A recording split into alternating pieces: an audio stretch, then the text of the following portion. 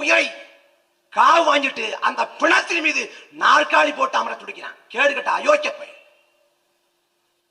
9 மாச கற்பிணிங்க தன் கணவனை இழந்துட்டா.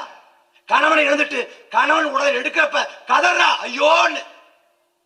ஒரு கர்ப்பிணி பெண் அழக்கூடாது, கண்ணீர் வடிக்க கூடாது, மன அழுத்தமாக கூடாது. கர்ப்பிணி பெண் மகிழ்ச்சியா இருக்கணும், இல்ல குழந்தைய பாதிக்கும். ஆனா 9 மாச கர்ப்பிணி தன் கணவனை இழந்துட்டா. நாளைக்கு பிறக்க போற பிள்ளை பிறந்த உடனே அப்பா உயிரை வாங்கிட்டு பிறக்கிறான்னு பழிச்சோட வருமா? அந்த குழந்தைக்கு என்னடா சொல்ல போறீங்க? என்னடா சொல்ல போறீங்க?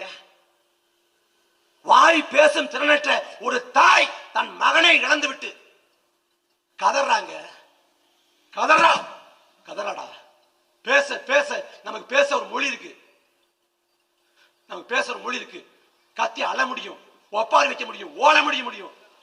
ஆனா பேச திறனற்ற அந்த மாற்றுத்திறனாளி தாய் கதறான். பேச முடியாம கதறான் தன் மகனை இழந்துட்டு.